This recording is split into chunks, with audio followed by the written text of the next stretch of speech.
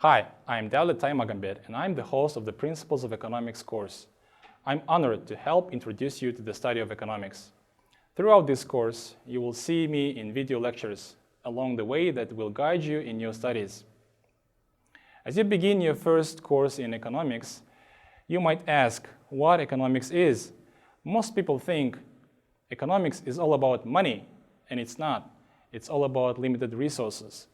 Economics is the science of scarcity. Scarcity is when we have unlimited wants, but limited resources. For example, time is scarce, money is scarce, inputs are scarce. So the general definition of economics goes like this. Economics is the study of how society manages its scarce resources. Economists study how people make decisions about how much to work, what to buy, how much to save, and how they invest their savings. How firms decide how much to produce and how many workers to hire. There are two general fields of economics, microeconomics and macroeconomics. Microeconomics is the study of individuals and firms make decisions and how they interact in markets. And macroeconomics is looking at the big picture of the entire economy, like inflation, unemployment, international trade, saving, investment. Microeconomics and macroeconomics are closely connected because changes in the overall economy arise from the decisions of millions of individuals. It is impossible to understand macroeconomic developments without considering the associated microeconomic decisions. The study of economics has many aspects, but it is unified by several central ideas. In this lecture, we look at 10 principles of economics. Don't worry if you don't understand them at first. We explore these ideas more fully in later lectures. We will have different principles for how people make decisions, how people interact, and how the economy as a whole works. I'm going to go over each one of them very quickly.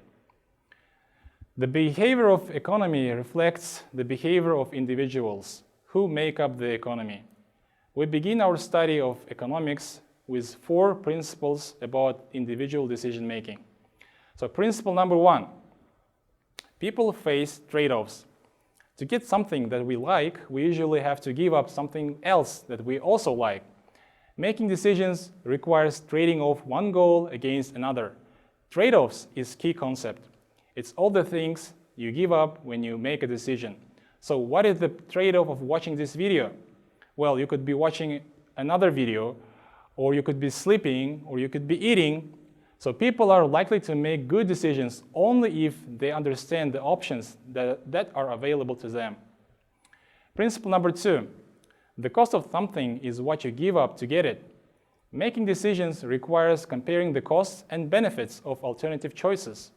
The time watching this video has a cost, things that you are giving up. The best thing you gave up is called your opportunity cost. It is the most desirable alternative when a choice is made. Most people think when we talk about cost, we are talking about money. But it's not just that. This concept is the most important concept in economics, and it sets you up for what the point of the class is. The class will change the way you make decisions. It's going to enlighten your mind to allow you to make better choices. Opportunity cost is the key to that. Whenever you make a choice, you think of what I'm giving up to make this choice. So this happens for individuals, businesses, and government. So the idea of opportunity cost is very huge. Next principle. Rational people think at the margin. Economists normally assume that people are rational, and rational people systematically and purposefully do their best they can to achieve their objectives. They make decisions by evaluating costs and benefits of marginal changes or small incremental changes to an existing plan. For example, when a student considers whether to go to university, he compares the fees and the foregone wages to the income he could earn with the extra year of education. A decision maker takes an action if and only if the marginal benefit of the action exceeds the marginal cost. Next principle number 4. People respond to incentives. An incentive is something that induces a person to act. It can be a reward or punishment. Because rational people make decisions by comparing costs and benefits, they respond to incentives. For example, when petrol prices increase, consumers buy more fuel-efficient cars. Or for example, when cigarette taxes increases, price of the cigarette increases, and smoking falls. The first four principles discussed how individuals make decisions. As we go about our lives, many of our decisions affect not only ourselves, but other people as well. The next three principles concern how people interact with one another. So principle number 5, trade can make everyone better off. By trading with others, people can buy different types of goods and services at lower costs. Rather than being self-sufficient, people can specialize in producing one good or service and exchange it for other goods. Like families, countries also benefit from trade. Trade allows countries to specialize in what they do best and to enjoy a greater variety of goods and services. Principle number 6, markets are usually a good way to organize economic activity. Most countries are developing market economies. A market economy is an economy that allocates resources through the decentralized decisions of many households and firms as they interact in the markets of goods and services. The interaction of buyers and sellers determines prices. Each price reflects the good's value to buyers and the cost of producing the good. Prices guide self-interested households and firms to make decisions that maximize society's economic well-being. Next principle, principle number 7. Governments can sometimes improve market outcomes. If the market is so great, why do we need government? One purpose of studying economics is to define your view about proper role and scope of government policy. Market economies need government institutions to enforce, for example, property rights, so individuals can own and control scarce resources.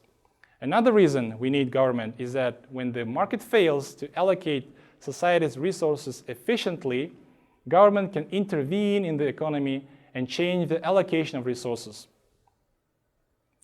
So far we've discussed how individuals make decisions and then looked at how people interact with one another. All these decisions and interactions together make up the economy. The last three principles concern the workings of the economy as a whole. So principle number 8.